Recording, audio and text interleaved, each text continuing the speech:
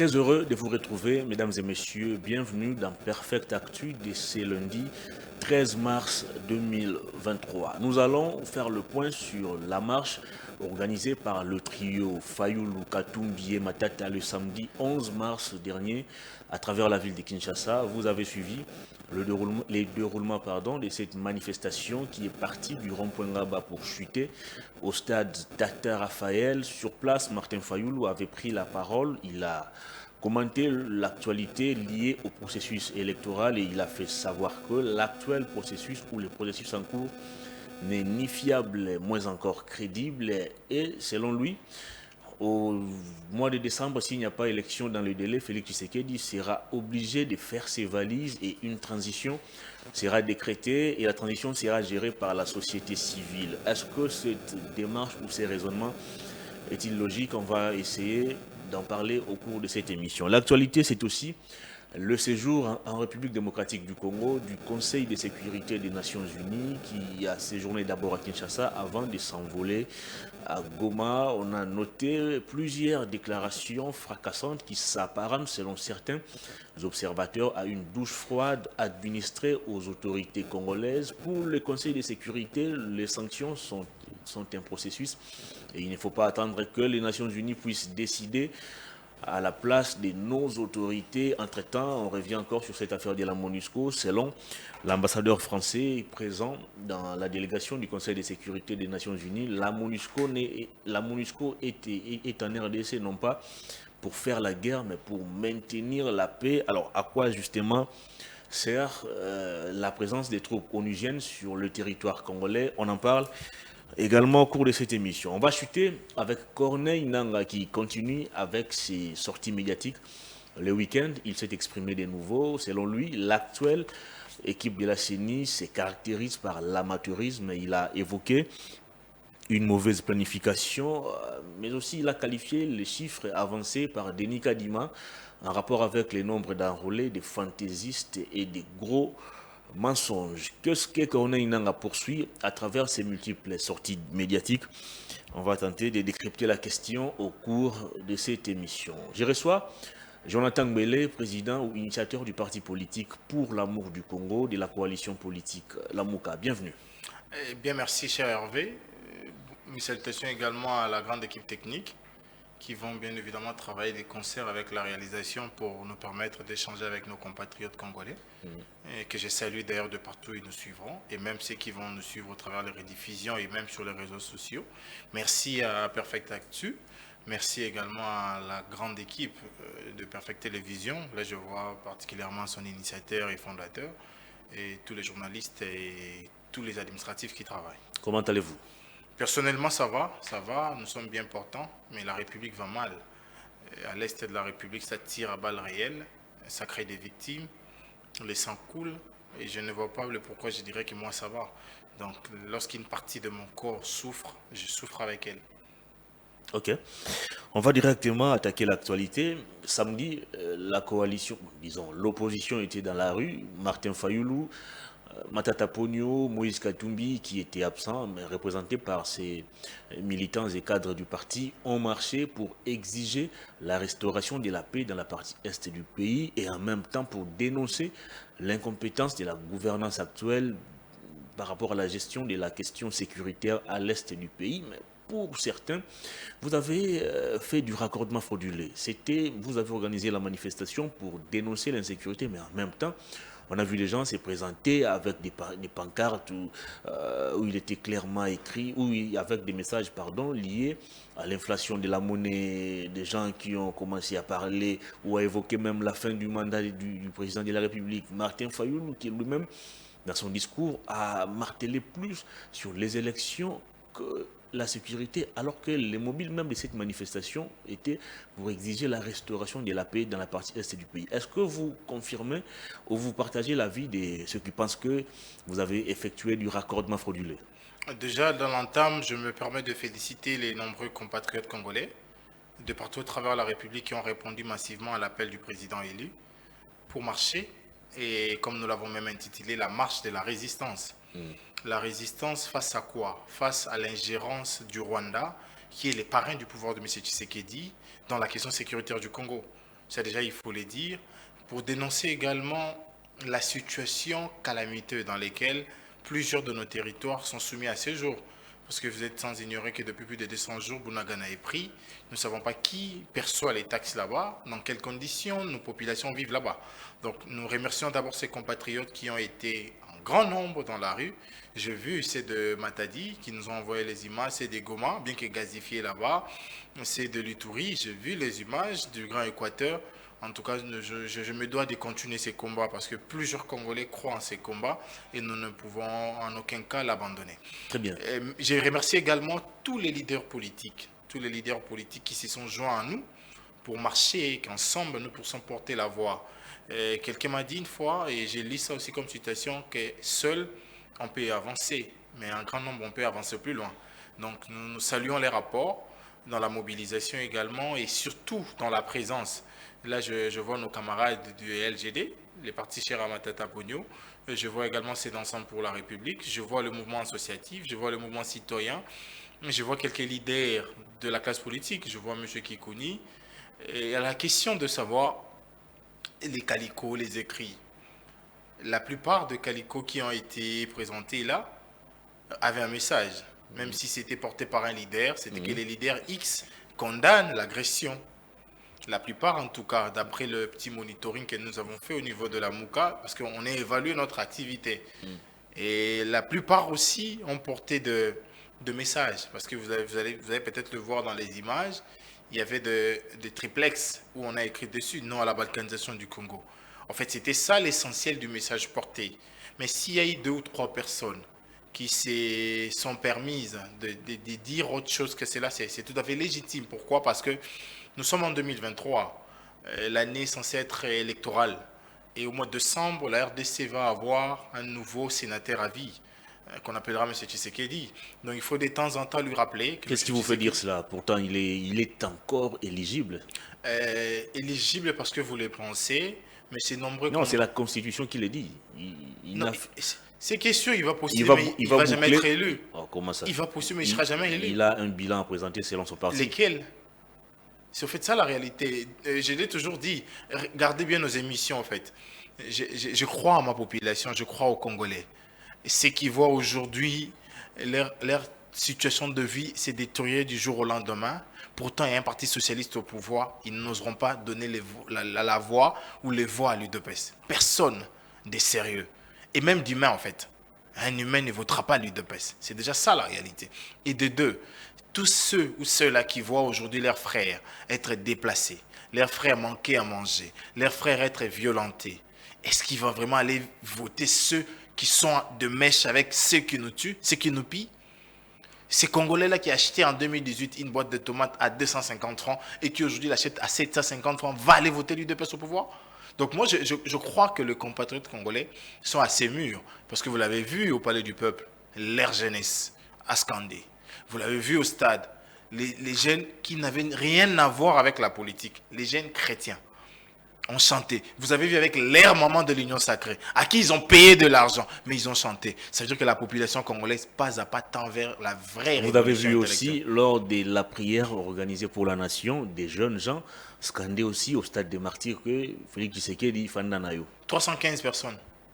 C'était ça le nombre exact, 315. Mais lorsque le pape était là, on a vu des milliers de Congolais. Alors, vous savez que le stade des martyrs peut contenir 80 000 personnes. Absolument. Donc si on peut prendre 3 tribunes, c'est déjà plus de 40 000 personnes. Vous allez comparer le voix de 40 000 personnes aux voix de 350 personnes qui principalement viennent de l'Humédé. Alors à ce jour, comment évaluez-vous votre marche? Est-ce que vous estimez qu'après la marche, les retombées sont bonnes ou vous estimez qu'il y a encore beaucoup à faire? Parce qu'il faut déjà signaler que ce lundi, les rebelles M23 ont décidé de quitter quelques localités qu'ils occupaient dans le territoire de Massissi. Est-ce qu'on peut dire qu'il y a corrélation avec la marche organisée par l'opposition? Vous savez, le répondant est arrivé même avant la marche. Le président a annoncé la marche, si je ne me trompe pas, les 6 ou les 7 que nous avons annoncé la marche. Et déjà, les week-ends, les samedis, les jeudis soirs, le Conseil de sécurité a envoyé ses administratifs. Tu l'as répété dans la thématique, on aura le temps. Déjà, le fait pour nous d'annoncer notre marche, de communiquer là-dessus, le Conseil de sécurité veut vivre ce que nous dénonçons depuis. Là, c'est de un. De deux, nous n'avons pas donné un franc à quelqu'un. Nous n'avons pas appelé à mobilisation comme on a l'habitude de le faire. Nous avons à peine communiqué pendant 3 jours. Mais vous avez vu le monde, vous avez vu la foule. Et ces gens-là ont sacrifié toute une journée. Moi, je devais venir de Paron-Point-Gaba. J'étais là depuis 8 heures. Il y a des sélections venues à 10 heures et nous sommes partis de 10 heures à 16h50 minutes. C'est toute une journée consacrée à la question sécuritaire. Donc la marche a été très positive, il y a eu du répondant. La preuve encore, c'est le message.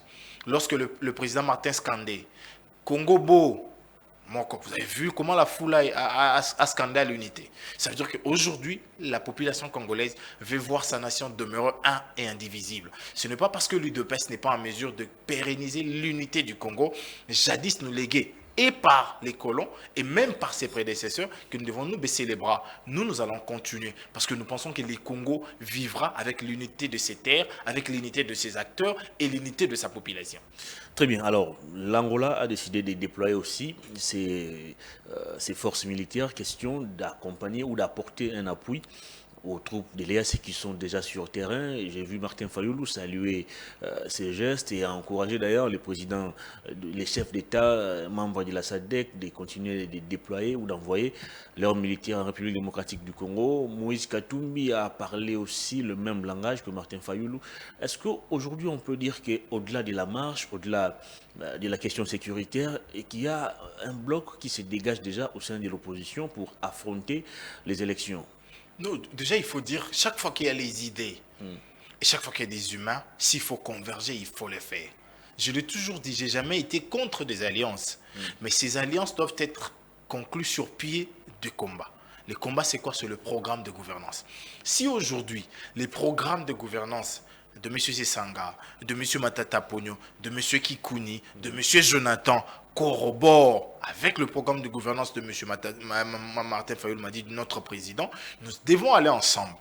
Nous ne devons pas avoir pour motif de division des tendances politiques. Non, nous devons avoir pour motif d'unité les visions, les programmes. Parce que c'est ces programmes-là, une fois au pouvoir, vont être mis en place pour favoriser le développement de sa nation. Mais lorsqu'on parle de l'aide militaire, je l'ai toujours dit, ça c'est mon humble avis, je ne le dis pas comme cadre de l'amour, mais comme citoyen congolais, j'ai toujours considéré ces aides comme des insultes. Comment ça? Pourquoi je l'ai dit, cher Hervé? Nous sommes une nation... Ça peut arriver. Nous sommes une nation qui est mieux positionnée en termes d'armée africaine que tous nos 9 voisins. Que tous nos 9 voisins. L'Angola, l'Ouganda, les Burundi, les Rwanda, la Tanzanie, tous sont derrière nous. Vous imaginez aujourd'hui que le Soudan du Sud, qui n'est qu'à sa 2e année d'existence comme État, se permet de nous envoyer ces éléments pour nous aider qui avons plus de 60 ans. Est-ce qu'on est sérieux?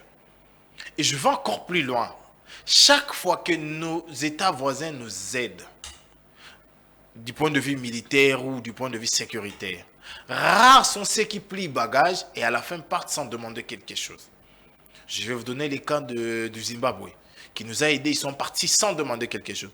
L'Angola, pour la première fois qu'il nous a aidés, il a réclamé Kayimba. Il a réclamé Kayimba. Et ça, on n'est pas prêt à oublier ça. Moi, je pense que la meilleure des choses, c'est d'ailleurs l'unique proposition qui pourra nous amener vers une fin définitive de l'insécurité. C'est changer la chaîne de commandement. Ce n'est pas changer le personne, parce qu'on peut changer plusieurs personnes, mais on n'aura pas de résultat. Mais lorsqu'on change la chaîne de commandement, vous imaginez qu'on a un chef d'état-major qui est venu pour apporter la paix. Il est là pour plus de 4 mois déjà, la paix n'arrive pas. Pourtant, lorsqu'il effectuait la cérémonie de prise d'armes, c'était ça son discours, c'était ça ses motivations. Mais plus de 4 mois, monsieur le chef d'état-major général, vous n'arrivez pas à amener la sécurité. Vous pensez que vous devez encore rester sur ces places? La paix n'arrivera pas par un claquement des doigts. Je vais vous donner un autre cas. Lorsque monsieur Poutine a décidé d'échanger le commandement des opérations russes en Ukraine, le monsieur n'a même pas assisté à la cérémonie de prise d'armes. Il est parti. Et aussitôt après, c'était des villes conquises. Donc les questions sécuritaires sont traitées en mode d'urgence. Vous l'avez vu avec M. Adama au Mali. Vous l'avez vu avec le lieutenant-colonel Mamadou Doumbouya. Vous l'avez vu avec ces cellules du Burkina. C'est au fait ça la réalité. Mais lorsque ces gens arrivent, la finalité, c'est qu'après ils demandent. Et moi je l'ai toujours dit, et je continue à poser cette question-là au ministre de la Défense. Bon, les celles qui astreint en justice tout le monde maintenant. Monsieur le ministre de la Défense. Non, il a retiré sa plainte déjà. Il avait intérêt. Il avait reçu un rapport bien biaisé de ses services, par téléphone d'ailleurs, et il n'avait pas vérifié. Et directement, il a demandé qu'on puisse déposer plainte. Vous savez, les hommes comme le papa Kabanda, par exemple, Gilbert, c'est un peu comme les Didier Toumba. Ce sont des gens à qui nous devons beaucoup de respect. Mais ce sont des gens aussi, lorsqu'ils sont au pouvoir, ils doivent se rassurer de ce qu'ils prennent comme décision. Aujourd'hui, s'attaquer à la presse, c'est en réalité tuer l'information. Et lorsqu'on tue l'information, ça veut dire qu'on a des vérités à cacher. Il avait reçu je les remercie. Un rapport biaisé. Voilà, je les remercie si réellement il a retiré. Et s'il faut passer à la deuxième étape, Monsieur le ministre, c'est d'ailleurs la question que je le pose. Combien nous coûtera ces opérations de la East Community africaine? Les Congolais veulent savoir. C'est le Premier ministre qui doit répondre à cette question, je pense. Non. Vous savez pourquoi j'ai posé ça au ministre de la Défense? Parce que c'est le patron de la sécurité de nos frontières. Okay. Et pour sécuriser notre frontière, il a besoin de moyens. Et lorsqu'il est aidé dans ses attributs, ça veut dire qu'il a partagé ses moyens avec ce qu'il aide. Voilà pourquoi j'ai posé ma question. Très bien. Alors, on attendait beaucoup de l'arrivée de Macron pour qu'il puisse condamner ou imposer des sanctions contre le Rwanda. On n'en a pas eu. Le Conseil de sécurité est arrivé. Il parle également le même langage que Macron. Il nous responsabilise. Les décisions par rapport à la sécurité de notre pays ne viendront pas du Conseil de sécurité, mais nous devons travailler sur nous-mêmes. Joseph Kabila l'avait déjà dit à son temps. Est-ce qu'aujourd'hui, nous ne sommes pas naïfs de continuer à faire confiance à cette communauté internationale qui, en contrepartie, continue de nous demander de prendre nos responsabilités en main? Vous savez, lorsque j'ai vu les gens de l'IDPS saluer à l'aveugle l'arrivée de Macron, je me suis dit, est-ce que ces gens connaissent effectivement quelque chose du rouage diplomatique? C'est fait ça la réalité. M. Macron, en réalité, est à la reconquête de l'espace africain. Parce que l'Afrique, principalement de l'Ouest, lui échappe. Nous avons vu la question du Mali, nous avons vu la question du Burkina, de la Guinée, et actuellement même la question de le RCA. Vous allez m'excuser, parce que le RCA actuellement s'est fait aider par la Russie. Je me suis dit finalement, ces gens n'ont pas compris. M. Macron, arrivé au Congo, n'avait pas le droit de condamner les Rwandais. Vous savez pourquoi? Tout ce que le Rwanda fait aujourd'hui, c'est sous couverture de belligérants. Est-ce que vous savez que dans le 20 millions d'euros que l'Union européenne a accepté d'allouer à l'armée rwandaise, la France a contribué à plus d'1 million de dollars. Premier élément. Vous savez qu'aujourd'hui, il y a des téléphones qui se font fabriquer au Rwanda qu'on appelle Marathon. Le projet est piloté et également financé par la France. La FIFA va organiser même son 73e congrès le 16 mars à Kigali. Je vais encore plus loin. Le Rwanda utilise le projet e-tech. Ce qui fait qu'à l'école primaire, tout s'étudie avec des tablettes. C'est encore la France.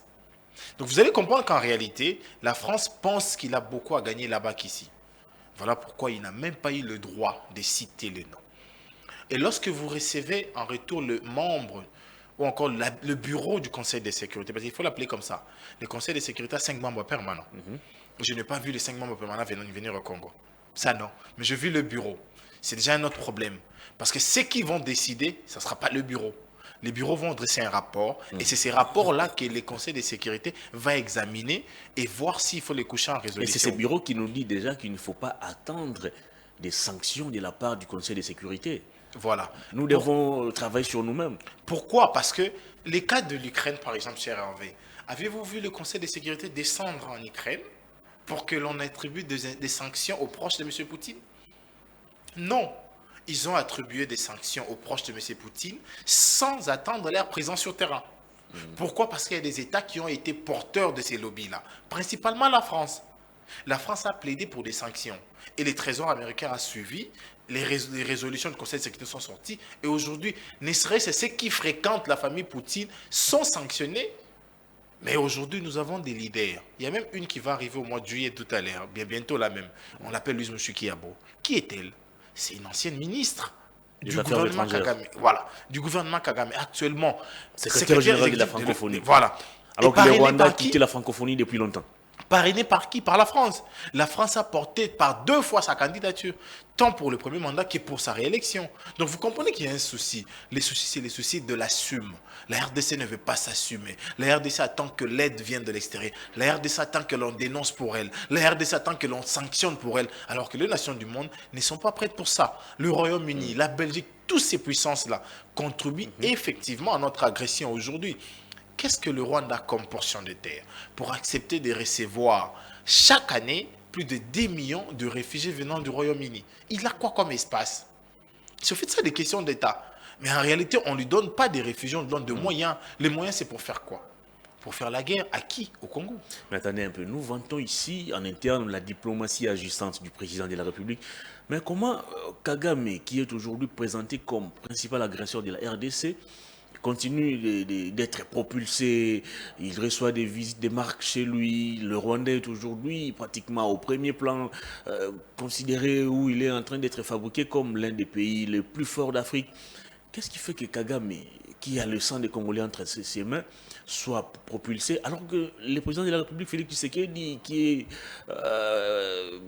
est présenté comme l'homme qui mène une diplomatie agissante, sa voix a du mal à se faire entendre et à s'imposer même. Vous savez, c'est parce que de l'entame, nous avons donné assez d'espace aux Rwandais. Je ne pouvais pas imaginer, moi, que M. Tshisekedi, avec tout le respect que nous devons à la mémoire du Sphinx, puisse avoir de photos avec M. Kagame. Les combats du père étaient essentiellement contre M. Kagame.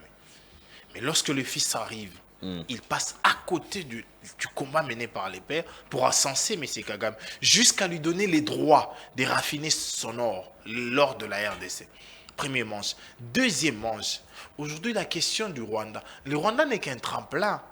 C'est ce qu'on ne veut pas dire aux gens. Le Rwanda est là pour baliser la voie pour nos agresseurs. Ce n'est qu'un bouc émissaire. Parce qu'aujourd'hui, si les Rwandais a l'or, si les Rwandais a le cuivre, si les Rwandais a l'uranium, il vendra ça où? À toutes ces puissances. Maintenant, pour que ces puissances gagnent dans le marché, ils doivent déjà l'aider pour qu'au moment de la Mais pourquoi ces négociation... puissances ne peuvent pas coopérer ou négocier directement avec Kinshasa plutôt que de passer par le Rwanda et obtenir nos minéraux de manière illicite? Est-ce que nous avons mis en place une politique qui nous permet de négocier avec eux directement? J'ai dit non. J'étais même surpris lorsque j'ai suivi M. Macron parler de la justice transitionnelle. M. Macron, comme un des membres du Conseil de sécurité des Nations Unies, il pouvait bien plaider la cause là-bas, tel qu'il avait fait en 2020 lorsqu'il demanda à ce qu'on ne nous autorise pas à acheter nos munitions pour avoir ces tribunaux ad hoc. Parce que c'est des combats portés par plusieurs. L'unique fois où M. Mukwege a eu le droit de parler à la tribune des Nations Unies, il a demandé ça. Mais M. Macron arrive ici et dit il faudrait passer par la justice transitionnelle. Les gens doivent répondre. Mais la justice transitionnelle donne des alternatives. Soit on passe par la Cour africaine, soit on obtient ces tribunaux ad hoc. Et toutes les nations du monde, et principalement de l'Afrique qui ont été victimes de l'agression, l'ont obtenu. Le Rwanda a obtenu le tribunal ad hoc. L'ex-Yougoslavie l'a obtenu. Le Libéria l'a obtenu. Pourquoi pas les Congo? La Sierra Leone également. Pourquoi pas les Congo? Donc c'est parce qu'il y a de ces gens-là qui pensent que nous devons demeurer dans cette situation pour qu'ils tirent profit. Et principalement tous ces États prétendument appelés États riches, États puissants. Parce qu'aujourd'hui, s'ils refusent de négocier avec la RDC, ils préfèrent négocier avec l'air tremplin qui forme à ce jour l'agresseur du Congo. C'est-à-dire qu'en réalité, ils n'ont pas trouvé d'interlocuteurs valables. Et si l'on n'a pas trouvé des interlocuteurs valables, c'est que nous n'avons pas des interlocuteurs capables. Mais que faire aujourd'hui pour imposer ou changer le rapport de force au niveau de la communauté internationale ou au niveau des Nations Unies? Qu'est-ce que nous devons faire concrètement? Sous Kabila, on a parlé de l'exploitation illicite de nos minéraux. Aujourd'hui, Félix Tshisekedi au pouvoir, on continue d'en parler. Alors, qu'est-ce que nous devons faire concrètement pour essayer d'imposer un rapport de force? Nous devons remercier M. Tshisekedi en 2023. Principalement au mois de décembre. Comment ça? Oui. Mais bien avant lui, on a parlé de l'exploitation illicite de nos minéraux. Vous savez, on a parlé de la complicité de la communauté internationale. Vous savez, lorsque l'on a présenté le rapport mapping, après la présentation, beaucoup peuvent suivre l'émission, la vidéo elle est virale sur les réseaux sociaux. Les experts des Nations Unies se sont exprimés à ce terme. Il est temps que les Congolais décident de l'avenir de ces rapports. L'avenir plutôt. Qu'est-ce qu'ils vont en faire? Est-ce qu'on va les ranger dans nos tiroirs ou on va l'exposer pour que ceux qui sont là puissent répondre? Ce rapport a été publié, Félix Tshisekedi J'a- ne savait même pas qu'il allait devenir président de la J'arrive, République. j'arrive. Nous avons nous posé des questions à ces temps-là, en commençant par M. Mende, tous ceux qui sont passés là comme ministre de la communication, porte-parole du gouvernement. Qu'est-ce que le gouvernement attend plutôt pour porter haut et fort ces questions de rapport mapping? Personne n'a daigné dire un mot. La RDC a parlé plusieurs fois devant du haut de la tribune des Nations Unies, comme chef d'État, comme membre. Mais nulle part on a évoqué la question. Nous pensions en son temps que c'est parce que nous n'avons pas un leadership éclairé qui permettait d'apporter la question.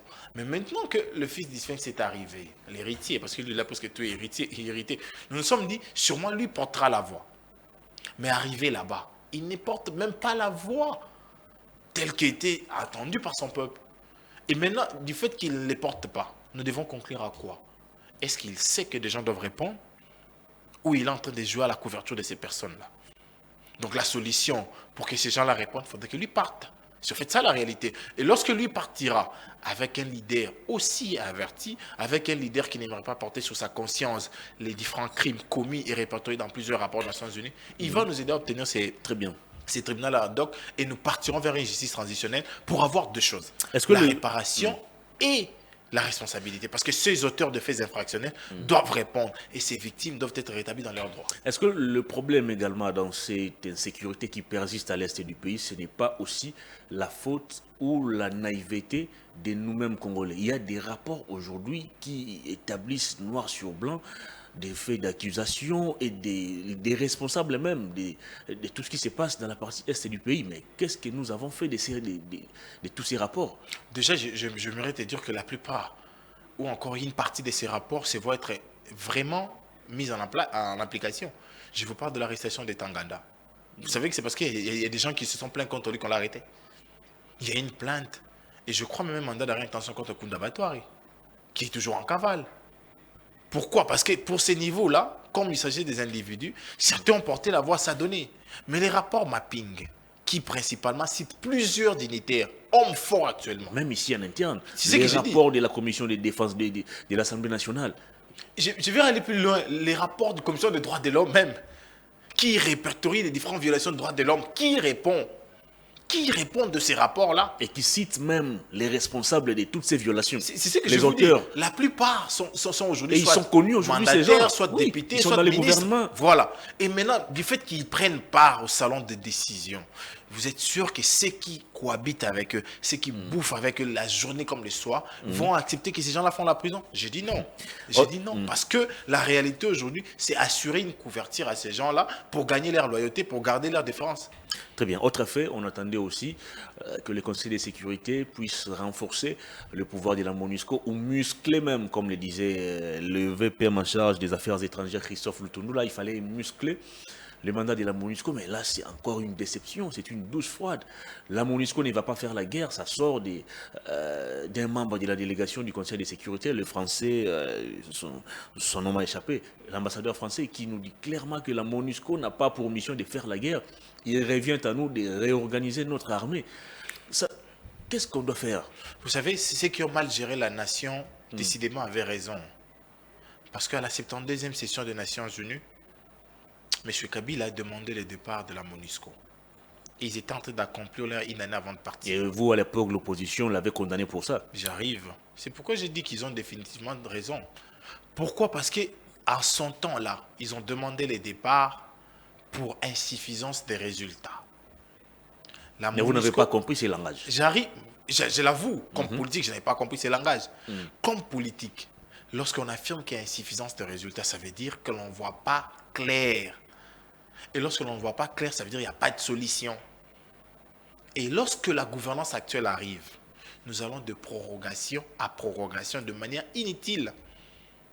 Aujourd'hui, cher Hervé, penser que la MONUSCO va combattre, c'est carrément ne pas maîtriser la mission même de la MONUSCO au Congo. Parce que la MONUSCO, de par sa dénomination, mission des Nations Unies au Congo. Et il a principalement pour mission le maintien de la paix. Pour qu'il maintienne la paix, il faudrait que des gens combattent. Donc, aussi longtemps que la MONUSCO sera là, les combats demeureront. pour justifier de leur présence. Ça, les Congolais devraient les comprendre comme ça. Aussi longtemps que la MONUSCO sera au Congo, les combats doivent continuer pour qu'ils justifient leur présence. Alors il faut tenter les risques. Les risques, c'est de leur demander de partir et que nous observons si réellement les combats vont continuer après vous ou pas. Avec tout ce qu'ils ont comme armement, avec tout ce qu'ils ont comme mobilité, pourquoi ils ne peuvent pas passer d'une résolution les imposant de combattre au sol? C'est en fait ça la réalité. Mais lorsque l'on ne les fait pas, ça veut dire en clair que l'on veut vous voir être maintenu dans l'insécurité pour justifier de notre présence. Donc moi je pense que ceux qui pensaient qu'à l'arrivée du bureau du Conseil de sécurité, nous allons avoir la mission être élargie. J'ai dit non, parce que déjà, pour élargir cette mission-là, il faut rentrer en termes d'une résolution. Parce que leur mission est couchée dans une résolution. Donc pour les maintenir ou pour les prolonger, il faudrait une nouvelle résolution. Donc ce n'était pas évident d'attendre ça d'eux. La MONUSCO ne va pas faire la guerre. L'Angola nous envoie ces éléments. Le Burundi, le Soudan, le Kenya, je crois également, le Rwanda aussi. Entre-temps, au niveau du gouvernement, c'est le ministre de l'ESU qui fait une sortie médiatique pour annoncer que même certains miliciens vont combattre aux côtés des FARDC pour traquer les rebelles. Est-ce que nous sommes encore sérieux? Hervé, lorsque j'ai appris ça, je me suis vite remis en question. Je me suis dit, est-ce pas l'accomplissement de ce que disait Mobutu? Après lui, ce sera les déliges. Pourquoi je l'ai dit? Une gouvernance sérieuse peut prendre une loi, parce que le ministre a dit que c'est une loi. Je ne sais pas si vous avez suivi ce point de presse, il a parlé d'une loi. Qui dit que désormais... La question a été débattue même au niveau du Conseil des ministres. Tous les milices sont constitués en réservistes. Et les porte-parole du gouvernement a éclairci l'opinion sur la question. Non, il ne faut même pas l'amener ici. Il ne faut même pas amener... Il y a beaucoup d'explications à nous donner. C'est la bouche autorisée du gouvernement. Non, non. Qui communique comment? Il communique très mal. Et lorsque le ministre prend le risque de dire ça, j'ai 3 questions. La première des questions, c'est au chef d'état-major général. Monsieur le chef d'état-major général, est-ce qu'aujourd'hui, un réserviste peut être issu d'une milice? Non, mais le porte-parole du gouvernement a dit on ne va pas prendre n'importe qui pour intégrer les rangs des réservistes de l'armée. Voilà pourquoi, il y a des critères qui seront établis. Voilà pourquoi cette loi-là est introuvable. Moi, je les cherche. J'ai même été ce matin au journal officiel, je n'ai pas trouvé ça. Cher Hervé, qui on appelle réserviste? C'est celui qui a déjà combattu dans l'armée. Ce n'est pas celui qui a combattu dans une milice, dans l'armée régulière. Parce qu'on sous-entend que dans l'armée régulière, il y a la formation, il y a l'expérience, il y a la connaissance des armes. Et c'est celui-là qu'on appelle réserviste. Pourquoi? Parce qu'il a combattu, soit il est en pension, soit il a cessé de manière volontaire l'activité militaire. Soit c'est un paramilitaire.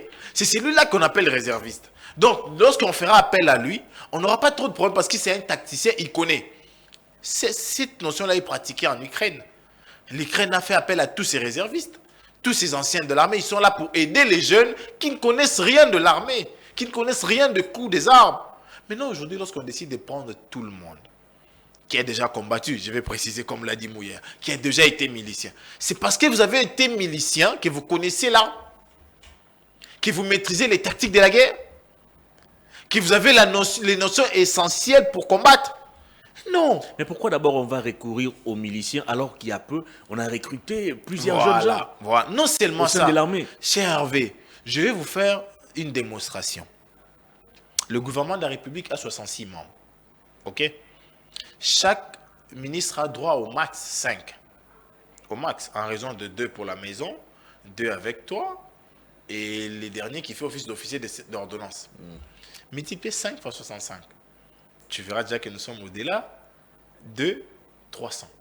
Première étape. Deuxième étape, notre armée, s'il faut prendre les commandements militaires, ils ont tous une vingtaine d'hommes. Les chefs d'état-major et ses 4 adjoints. Ok? Vous allez dans le cours des tribunaux, militaires et civils. Si vous calculez les tout, nous avoisinons plus de 4000 hommes disponibilisés pour la sécurité de personnes et leurs familles. De personnes et leurs familles.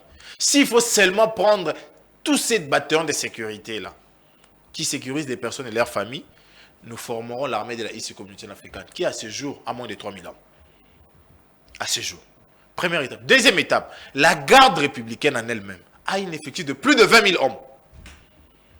Parce qu'il faut dire que la garde républicaine est dans toute la République. Dans toute la République. S'il faut prendre seulement la garde républicaine, est-ce que nous aurons besoin de l'armée angolaise? J'ai dit non. Est-ce que nous aurons besoin de l'armée centrafricaine? J'ai dit non. Donc la question de la sécurité ici, ce sont des questions qu'il faut prendre avec beaucoup de sérieux. Et je pense que M. Moïndo n'a pas très bien communiqué dans ça. Et si c'est une décision vraiment prise en termes de loi, monsieur, je vous rassure que vous avez fait fausse route. Pourquoi lui, ministre de l'ESU, se donne les luxe d'aller communiquer sur une question qui concerne la défense? Et il communique où? À l'Est. Et vous allez même suivre son point de presse. Il a fait état d'une milice. Et pourtant, il n'y en a pas un seul. Il a parlé des Wazelelo. Voilà. Donc, pour lui, cette décision-là est prise pour protéger les Wazelelo. Si vous faites ça, la réalité. Quelque part, le président de l'Assemblée nationale avait aussi raison de demander aux députés du Nord qui voulaient quitter les groupes armés. Non, il ne faut même pas les citer ici. Il avait raison, mais il n'est pas courageux. Moussa n'a jamais été courageux. C'est le dernier vice-ministre de la Justice au Kabila. Mais comment il a quitté Kabila? Il a dit cette histoire de quitter le groupe armé, ça fait maintenant 2 ans. C'est depuis fin 2021 jusqu'à ce jour. Il n'arrive pas à donner une source un nom. Sous son estrade, au palais du peuple, à l'Assemblée nationale, des députés se sont disputés les groupes armés. Est-ce qu'il a déféré un devant le parquet? Il y a même un qui est jugé actuellement. Voilà. Après combien de temps? Et pourtant, ils l'ont fait devant lui. Pourquoi n'avoir pas saisi l'auditeur général? Pourquoi n'avoir pas saisi les parquets pour la cour de cassation? Il faut qu'on ait un souci. Donc moi, je pense que cette décision, elle tombe à un mauvais moment et on ne pouvait pas la prendre. Pourquoi? Parce que tous ces miliciens-là trouveront des repentirs actifs en devenant réservistes. Alors que lorsque l'on est réserviste, ça veut dire qu'on intègre l'armée. Donc on fouille les brassages, on fouille les mixages, mais on les contourne sous la notion de réserviste. Et ça, c'est une gouvernance. Une gouvernance, c'est la honte. Très bien. On va terminer l'émission par cette dernière thématique. Corneille Nangaa continue de multiplier des sorties médiatiques. Le week-end dernier, il était encore sur les antennes des Top Congo FM. Il a commenté le processus électoral en cours pour Corneille Nangaa, ancien président de la CENI. L'équipe Kadima accuse ou fait preuve de beaucoup d'amateurisme. Il remet encore en cause, la qualité des cartes produites par la CENI. Il parle d'une mauvaise planification en rapport avec le calendrier électoral tel qu'établi. Il parle aussi d'un mensonge concernant les chiffres d'enrôlés tels qu'avancés par la CENI. Vous faites quelle lecture aujourd'hui de toutes ces sorties médiatiques de Corneille Nangaa? Je l'ai toujours dit, hein. En fait, M. Nangaa est en perte de vitesse. Il a peur de la justice divine. Il a peur que nos ancêtres les châtillent. C'est en fait ça la réalité. Et je crois qu'il va dans la logique d'un repentir actif. Mais moi, je vais noter quelques vérités de ce que lui a donné comme déclaration. Je l'ai toujours dit, M. Nangaa Junior, c'est un amateur de très mauvais goût. C'est qui Nangaa Junior? Mais la personne qui gère actuellement la centrale, c'est un amateur. C'était sur votre plateau de télé que je parlais de la carte de lecteur. Je crois vous vous rappelez. Lorsque l'on n'est même pas en mesure de correctement écrire les noms d'une province d'État-nation, est-ce que vous êtes compétent? La province de la Mongole aujourd'hui est devenue province de la Mongola, en violation flagrante de la Constitution. On lui a écrit pourquoi il n'a pas corrigé. Parce qu'il est amateur.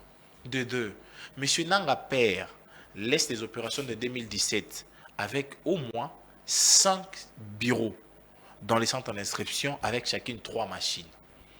M. Nangaa fils vient avec son amateurisme dans les sangs. Il vous enlève 4, il laisse un seul bureau avec une machine.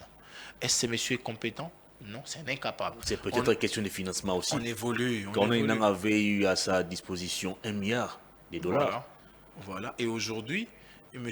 Nangaa fils a demandé également à peu près 1 milliard et quelques. Et il semblerait que ce montant est en cours de décaissement. Et lorsque l'on évolue encore, nous l'avons dit au niveau de la MOUCA, parce qu'il faut le dire, parmi les organisations politiques sérieuses, la nôtre demeure. Nous avons mis en place la COEL, la coalition électorale de la MOUCA, qui suit de près ces questions d'enrôlement. Et nous l'avons dit que M. Nangaa Junior, c'était un amateur. La preuve, c'est qu'il n'arrive pas à dire la vérité. À 3 semaines du début de la première phase, On n'avait jamais enrôlé à Makala, à la prison centrale de Makala. Pourtant, là, on attendait plus de 7000 enrôlés. Vous comprenez un peu? Et lorsqu'on enrôle après, lorsqu'on commence la deuxième phase, là, on enrôle 34 personnels. Vous comprenez qu'il y a encore un souci. Donc, aujourd'hui, la question des élections, oui, nous allons aller aux élections, mais cet amateur ne facilitera pas la tâche.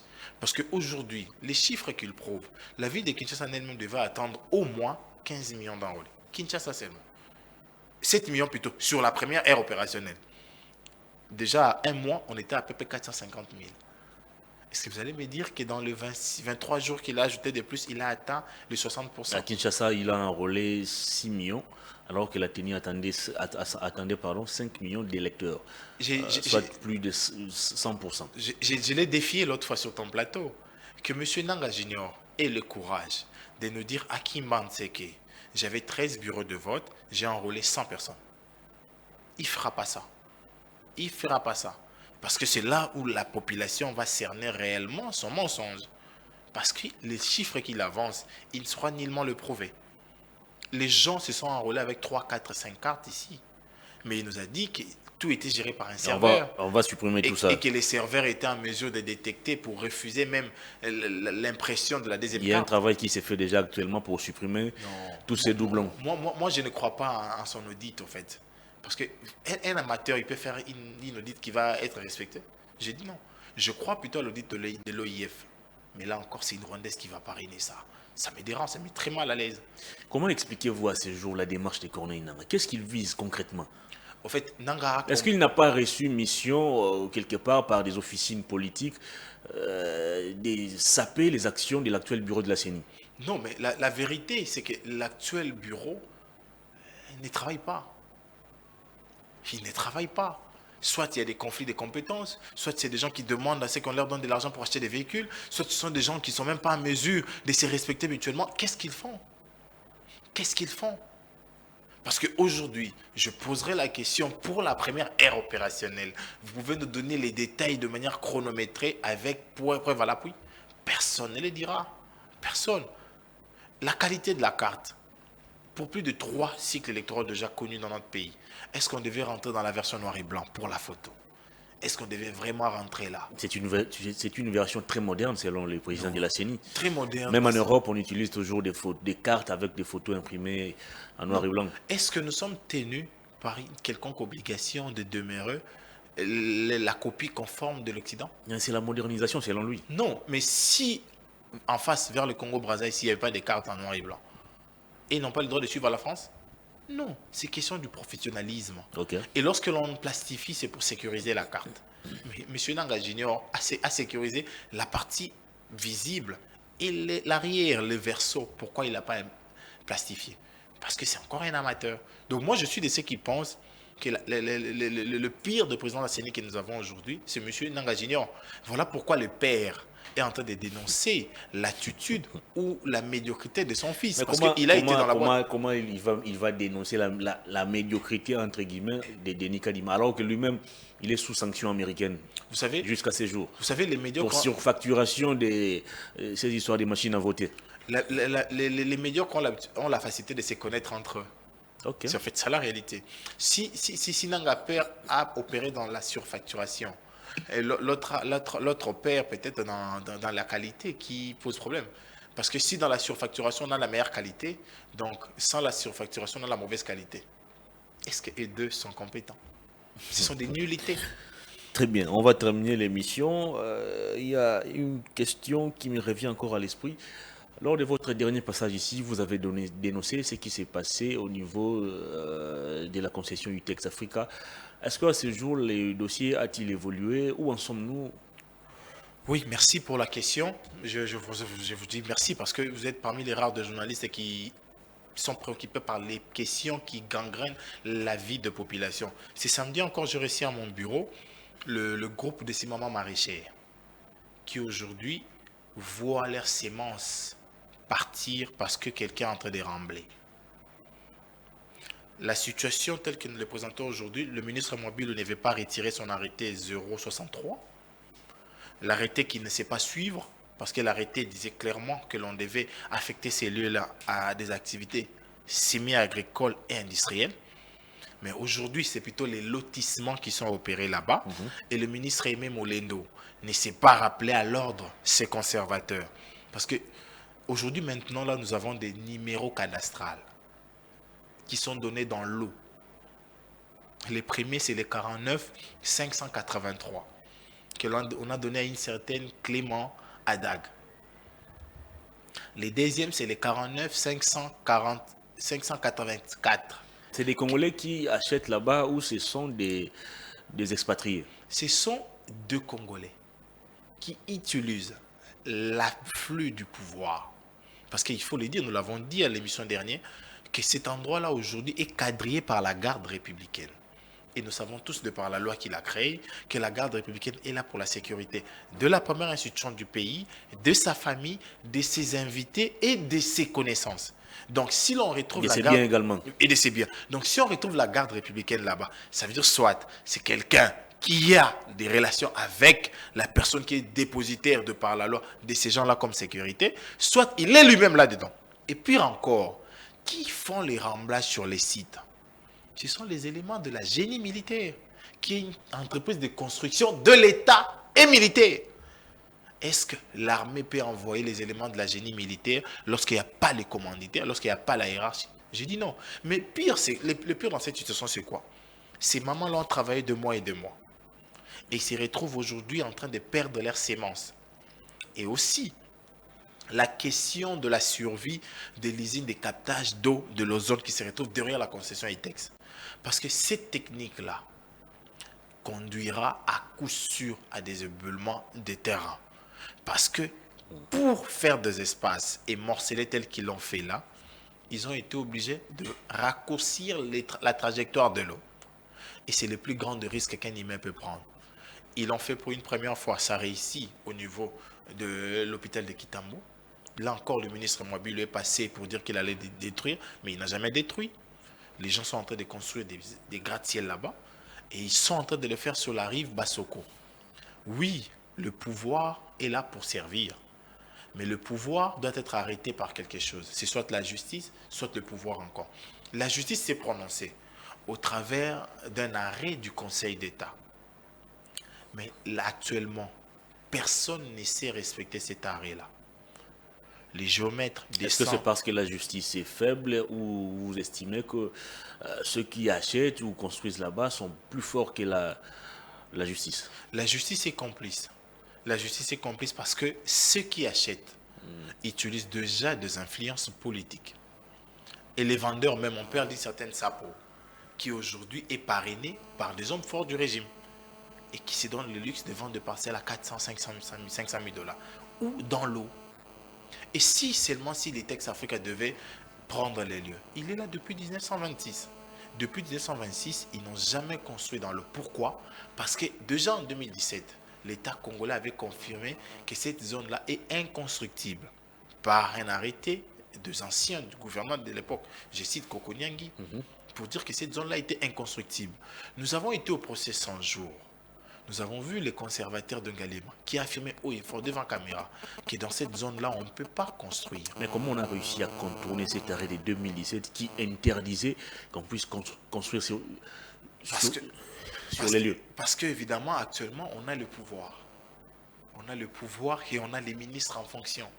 Et ces ministres-là, vous imaginez qu'un ministre prend un arrêté, il dit que cet endroit-là doit être pour un usage semi-agricole et industriel. Et il ne demande même pas qui en étaient les propriétaires avant. Alors que la concession ITEX détenait un contrat d'amphithéâtre sur les sites. Donc on fait fi des droits de particuliers qui existaient déjà. On impose son veto. Et dans son veto, on ne sait même pas suivre.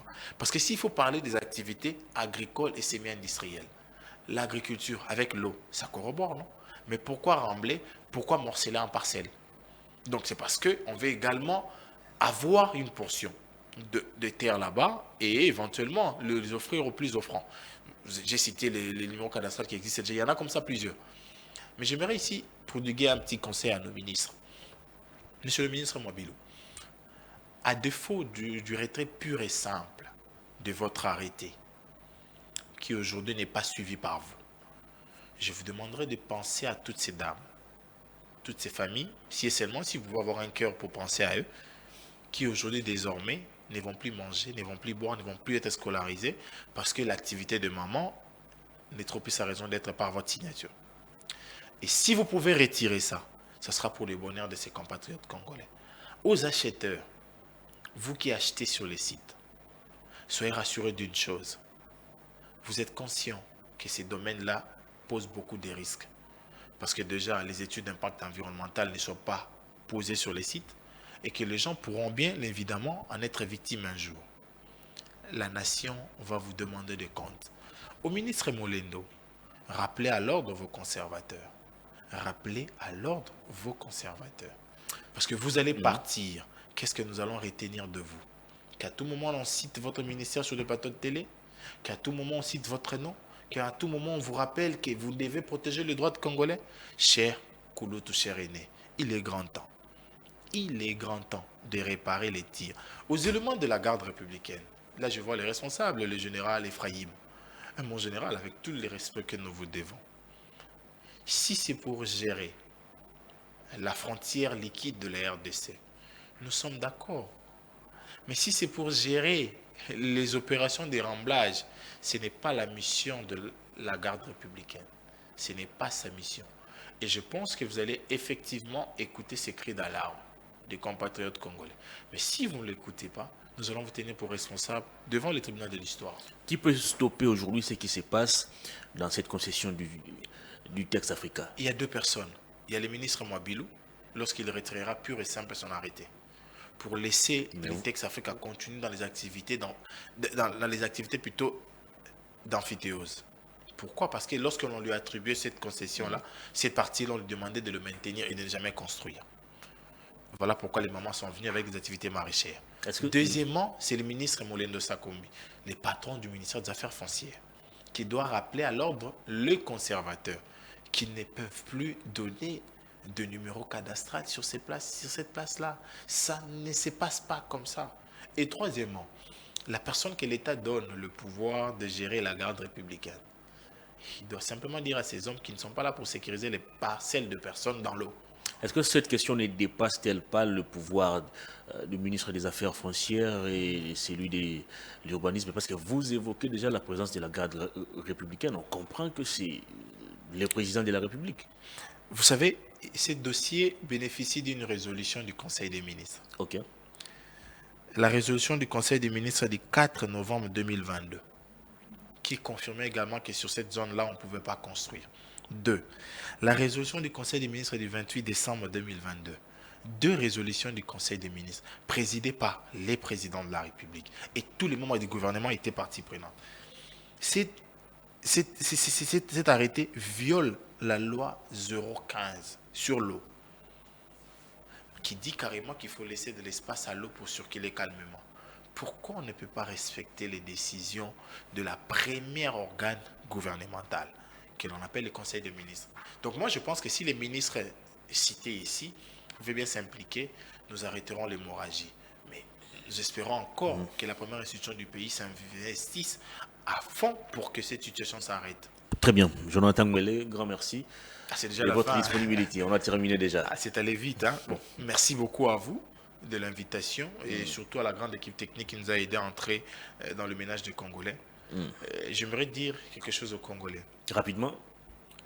Avant, je devenais pessimiste sur votre adhésion.